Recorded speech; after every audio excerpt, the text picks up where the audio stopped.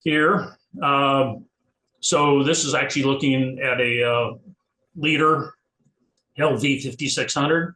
I'm looking at PTP, but I've got absolutely no video coming in at all. If I go look at the picture, no signal, nothing's coming in here. If I scoot over here,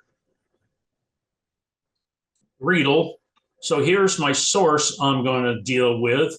And if I click on the source, it tells me, hey, do not drop the source on certain fields over here because they're audio. But down here is a video, so I can actually drop that source there. And guess what? The video just showed up and I now have bandwidth. And I can do the same here for the audio. If I scoot down here, get into my audio receivers and say, hey, audio, I can, for that same service, drop that audio and boom, I now have -20-30 for port 1, my red network, -20-30 for my blue network. And guess what? I now have picture. I now have audio that I didn't have before.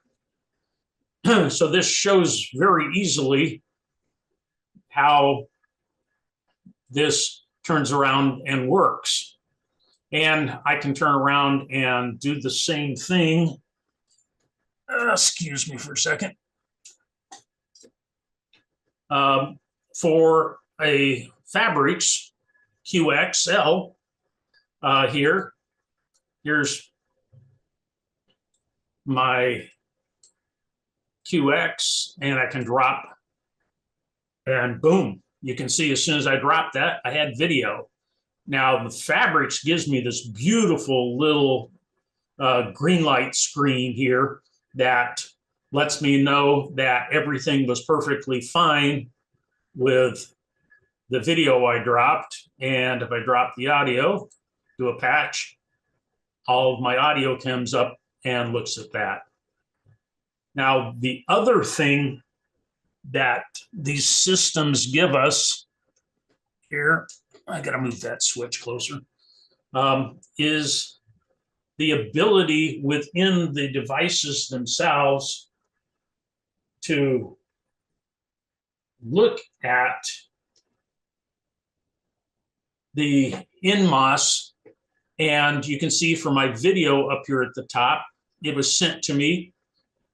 It is HTTP, and I get a 200 code. Hopefully, most people are familiar that HTTP 200 codes are everything was good. You would get a 400 code if something was wrong in here. And so it's telling me here's the data that was sent to me for the video. Here's the data that was sent to me for the audio. It was good. And in the bottom window down here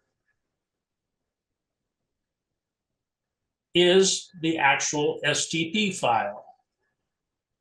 So here's the source that was sent to me. And down here is that format information we were looking at, giving me the width, the height, the exact frame rate. And on the PHABRIX, if we go into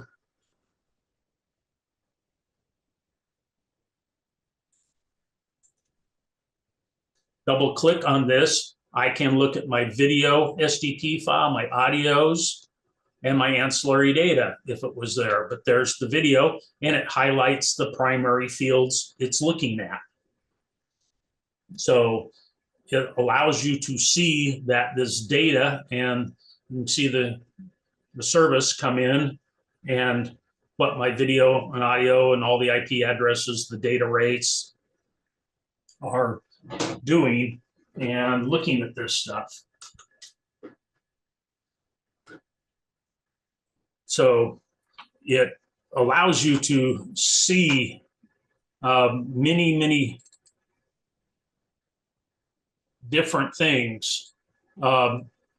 If you go in and have an SDP file like I have right here, if I turn around and screw one of these fields up to something that doesn't make any sense, like, so got an issue, I got a 400 code, bad request, width 1920, height 180. It's not, and you can see down here in the SDP, the width 1920, 180. So it does tell you exactly what didn't parse and what was the data that came out wrong from the sender. And if you were to put a USB stick in the front of the box, you can turn around and copy this as a text file and send it back to the vendor that created this.